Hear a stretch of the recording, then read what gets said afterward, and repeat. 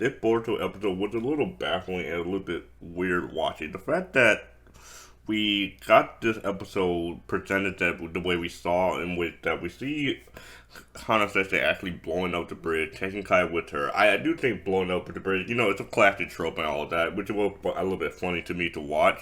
And the thing about Kai is just the fact that they genuinely believed that Kai was dead. Like, even though they were right there in front of Han Sensei, they were right there. The kunai did not even have blood on it, and yet they genuinely thought that Kai was dead, even though she had no injuries, by the way.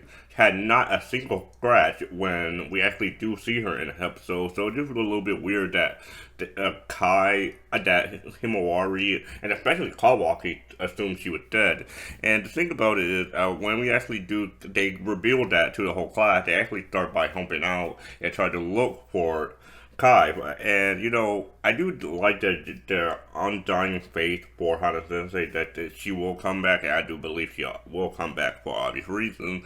And it just really surprised me how their general abilities are better than Kawaki. Yeah, like their searching ability is pretty good. Though I will admit the article piece that was a little bit stretching it, because the fact that it took them reading a love article about some guy, some couple being stranded on an island and then going on a boat.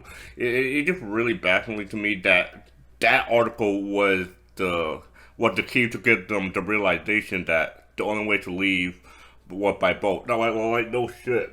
You literally arrived on a boat. I mean, I get that these are kids, but you literally arrived on a boat. I mean, and you would presume that the only way to leave is by a boat, and you're surrounded by water, so it really made no sense that it took an article for them to realize that. I mean, that was a little bit pushing it. I'm surprised that even Kawaki to even notice that, because that's just really weird how they're really trying to force this working together as a gang kind of deep, but it's just not really written great. It's just not written very intelligently. It's just really weird how this episode was constructed.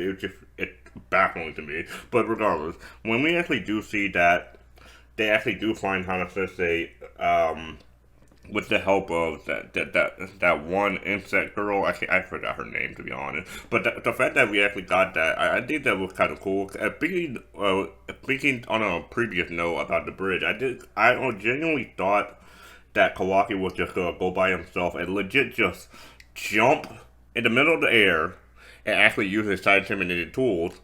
But I guess he decided not to do that, and we just got the rope. Which, I mean, I guess that further reinforces the energy of working together as a group instead of working by yourself. And it really goes to show that Kawaki, he really had changed. As I always say, he always been so open for working with other people nowadays, and just pretty incredible to see this guy who was so solidary, so closed off to the rest of the world, not actually being involved as a gang, actually trying to save Honor Sensei and save Kai at the same time. And when we do actually get them to face off against Hana Sensei, it's just kind of weird because first off, the Kai versus Hana Sensei fight, it was.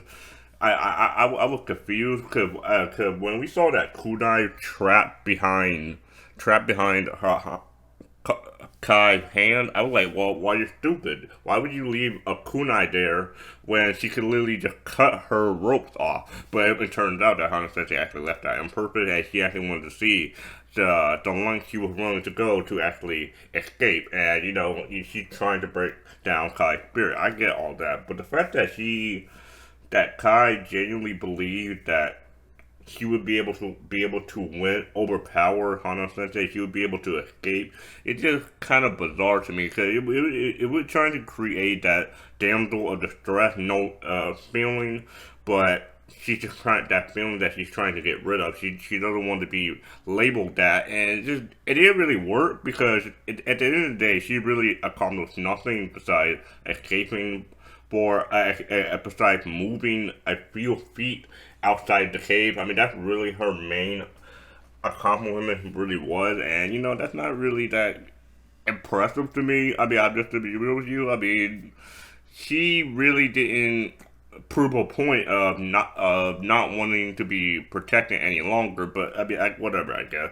But the fact that we actually do get to see Kai, actually do get to see Kai protected once again by Kawaki, it I, it just surprising that Hana Sensei didn't expect them to reach them at all whatsoever, especially for Kawaki. Because Kawaki, I mean, he's pretty smart. I mean, I doubt he would not have known to not where to find them. I mean, he could literally just use shadow clones if he was alone.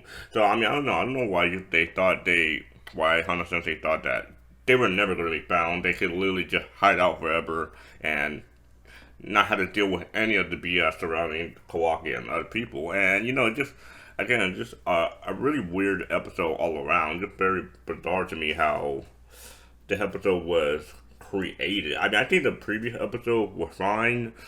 This episode, I don't even know what to make of it. I mean, the next episode, I think the next episode is going to be great. This episode is just,